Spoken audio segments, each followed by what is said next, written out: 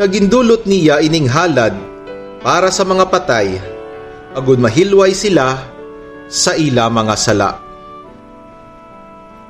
Ang mga kalag nga nagakinahanglan sang aton mga pangamuyo, yara karon nagaantos sa purgatoryo. Ang purgatoryo, ginlaragway ni San Pablo sa iya ikaduha nga sulat para sa mga taga-Korinto, nga subong sang isa ka nagatinlo nga kalayo, nga nagasunog sang mga higko sang mga sala sa aton mga kalag. Ang mga kalag nga nagaagi sining pagtinlo, nagaatubang kag nagaagwanta sang pag-antos, agud sila mangintakos sa pagsulod sa ginharian sang Dios. Ang aton mga pangamuyo makabuligid nga matigayon ang ila pagkaputli, kag sila makasaka na sa langit. Sa ngalan sang Amay, kag sang Anak, kag sang Espiritu Santo. Amen. Si Kristo nagsiling, "Ako amo ang pagkabanhaw kag ang kabuhi. Ang nagatuo sa akon, bisan mapatay siya, magakabuhi. Kag ang bisan sino nga nagakabuhi kag nagatuo sa akon, indi gid siya mamatay nga mas-a."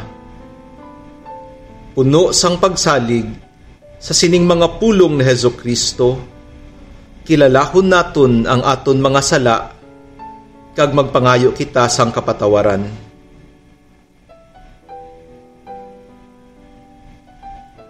Ginoo, maluoy ka sa amon. Ginoo, maluoy ka sa amon. Kristo, maluoy ka sa amon. Kristo, maluoy ka sa amon. Ginoo, maluoy ka sa amon. Ginoo, maluoy ka sa amon. Aton pamatian ang balasahon gikan sa sulat ni San Pablo sa mga taga Tesalonica. Mga utod, buot kami nga makahibalo kamo nahanungod sa mga nagakalamatay. Indi kamo magkasubo, subong sang iban nga wala sing paglaom. Nagatuo kami nga si Jesus napatay kag nabanhaw, kag nangin subong sina ang mga nagkalamatay na. Tungod sa pagmando sang tingog sang trompeta, ang Ginoo magapanaog gikan sa langit. Ang nahauna nga mabanhaw amo ang mga Kristiyanos nga nagkalamatay.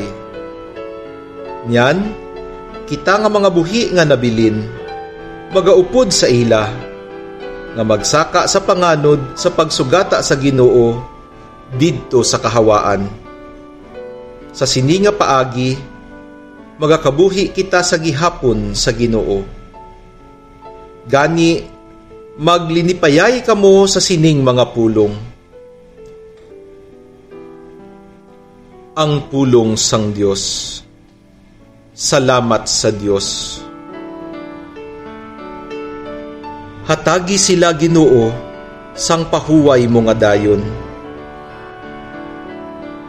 Ang nalisdan sa imo nagtuaw, pamatii Ginoo, talupang di sang imo dalunggan ang mabaskog nga pag-ampo. Hatagi sila Ginoo sang pahuway mo nga dayon. Kung tandaan mo ang akon kalaot, sino ang makabatas? Apang handa ka sa pagpatawad, takos nga amon tahuron. Hatagi sila Ginoo sang pahuway mo nga dayon. Sa Ginoo ako nagalaom, kag sa iya nga pulong, ang akon kalag gahulat sa iya, nga daw nagabantay sa aga. Hatagi sila Ginoo sang pahuway mo nga dayon. Kay may kaluoy dira sa Ginoo, kag pagtubos nga bugana. Iya tubuson ang Israel sa tanan nga kalaot. Hatagi sila Ginoo sang pahuway mo nga dayon. Pahuway kag kapawa pagaihatag sa ila. Magpahuway sila kuntani sa paghidait, kabay pa. Hatagi sila Ginoo sang pahuway mo nga dayon. Himaya sa Amay, kag sa Anak, kag sa Espiritu Santo. Siling sang ginsuguran, sa karon kag sa gihapon, sa tuig sang mga katuigan, kabay pa. Hatagi sila Ginoo sang pahuway mo nga dayon.